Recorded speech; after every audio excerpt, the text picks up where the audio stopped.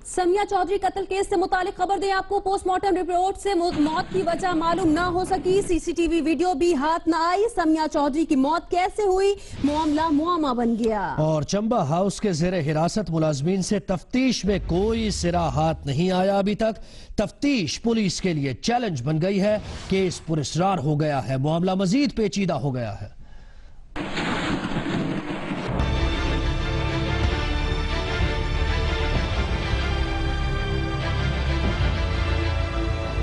मौत का मुअम्मा हल न हुआ। समिया चौधरी की मौत कैसे वाक़ई हुई, कत्ल हुआ, हार्ट अटैक, कोई बीमारी, पुलिस को पोस्टमार्टम से भी कोई सुराग न मिल सका।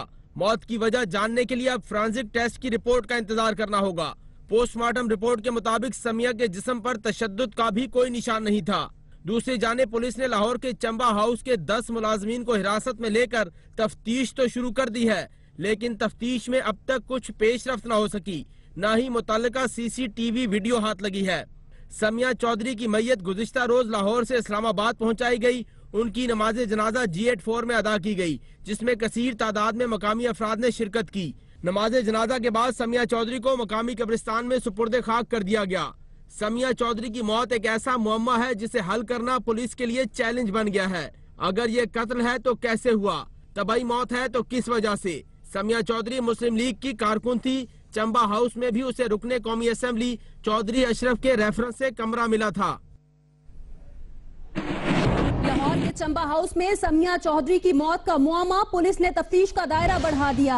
समिया के मोबाइल फोन का डेटा भी हासिल कर लिया गया। समिया के शौहर को भी शामिल तफ्तीश किया गया है और समिया के दीगर अजीजो अकारिब भी शामिल तफ्तीश किए गए हैं। नुमाइंदा जियो न्यूज अहमद फराज ने ज्वाइन किया है। अहमद फराज, कहिएगा, पोस्टमार्टम रिपोर्ट में पुलिस को कोई सुराग नहीं मिला, फोरेंसिक रिपोर्ट अभी तक आई नहीं। मोबाइल डेटा से पुलिस किस किस्म की मालूमात हासिल कर सकेगी? फेडरल लॉजेस में यह कत्ल हुआ है या मौत हुई है, कोई सुराग नहीं मिल रहा।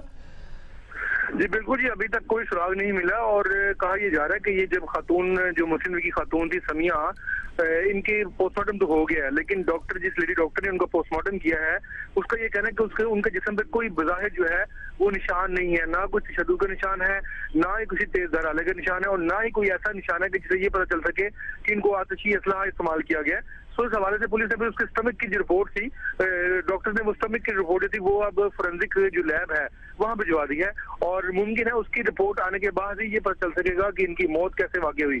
दूसरी तरफ पुलिस ने जो है वो इसका तफ्तीश का दायरा कर बढ़ाया है। इनके शौहर को, इनके तमाम जो अजीज़ो कारब थे, कुछ उनको हिरासत में लेकर पूछताछ की जा रही है, कुछ मुलाजमीन को हिरासत में लिया गया और खास तौर पर इनका जो मोबाइल फोन का डाटा था उसको भी पुलिस ने उनको ले लिया, इस हवाले से तफ्तीश की जा रही है। अच्छा, जिस कमरे में मुर्दा पाई गई उस कमरे से कोई रिकवरी हुई है, कुछ मिला है उस कमरे से जिससे तफ्तीश में मदद मिल सके?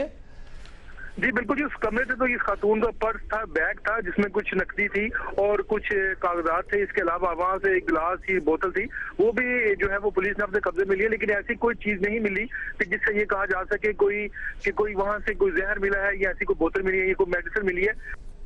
जी बहुत शुक्रिया अहमद फराज, आपसे वक्तन फवक्तन अपडेट्स लेते रहेंगे।